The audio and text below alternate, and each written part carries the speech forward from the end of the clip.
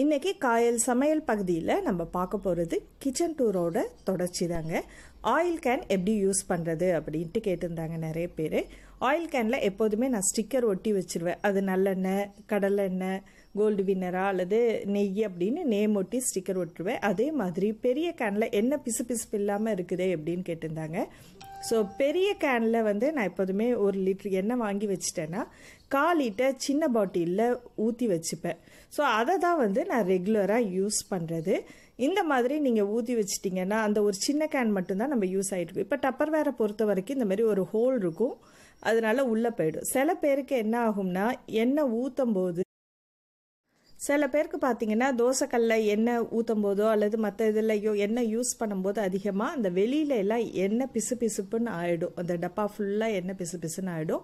அதுக்கு ஒரு சின்ன ஐடியா, இந்த மாதிரி பழைய சாக்ஸ் யூஸ் பண்ணாதது குழந்தைங்களோடதோ அல்லது மாதிரி பெருசான சாக்ஸ் அந்த மாதிரி இருந்துச்சுன்னா அதில் கீழ் பகுதியை கட் பண்ணி எடுத்துருங்க. மேல் பகுதி ஏன்னா நமக்கு அது பெருசாக ஆகிடும்.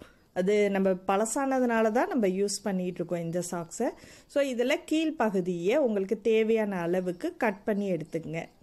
நான் 1 விரல் இன்ச்சு அளவுக்கு நான் கட் பண்ணி எடுத்துருக்கேன். ஏன்னா இது சின்ன பாட்டிலுக்காக போட போகிறேன்.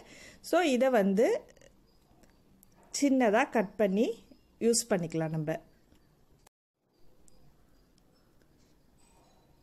இது மாதிரி குழந்தைங்க சாக்ஸ் பத்தாமல் போனது அல்லது யூனிஃபார்ம் சாக்ஸ் மோஸ்ட்லி பிள்ளைங்க ஸ்கூலுக்கு போட்டு போகிறது நிறைய அந்த ஈஞ்சி போயிடும் அது. ஸோ அந்த மாதிரி உள்ள சாக்ஸை என்ன பண்ணுங்கள், இந்த மாதிரி கட் பண்ணிவிட்டு இதுக்குள்ளே போட்டு வச்சிட்டிங்கன்னு வச்சிங்களேன், எண்ணெய் பிசுக்கு நம்ம யூஸ் பண்ணும்போது அதில் அதுலேயே ஒட்டிக்கும். ஸோ அதை நம்ம வாஷ் பண்ணியும் அதை யூஸ் பண்ணிக்கலாம், இல்லைனா யூஸ் அண்ட் த்ரோ மாதிரி. ஸோ அது கொஞ்சம் ஆயிலியாக ஆயிடுச்சுன்னா அது தூக்கி போட்டுடலாம். இந்த மாதிரி நம்ம யூஸ் பண்ணும்போது கையில் எண்ணெய் பிசுக்கு பாக்ஸில் ஒட்டாது, இந்த மாதிரி துணியில் அப்பி பிடிச்சிக்கும். இதே டெக்னிக்கை நீங்கள் ஆயில் யூஸ் பண்ணுற எல்லா கேன்லேயுமே, சில்வராக இருந்தாலும் சரி, வேறு பிளாஸ்டிக் கேனாக இருந்தாலும் சரி, அதில் நீங்கள் யூஸ் பண்ணிக்கலாம். அப்புறம் நம்ம ஆயில் வைக்கிற ட்ரே நம்ம பிளாஸ்டிக் ட்ரேவை யூஸ் பண்ணுவோம், அது கீழே டிஷ்யூ பேப்பர் அந்த மாதிரி போட்டு நம்ம யூஸ் பண்ணுவோம். இந்த மாதிரி நீங்கள் இது சாப்பாடு use and throw foil box இது. ஸோ இதில் நான் யூஸ் பண்ணியிருக்கிறேன்.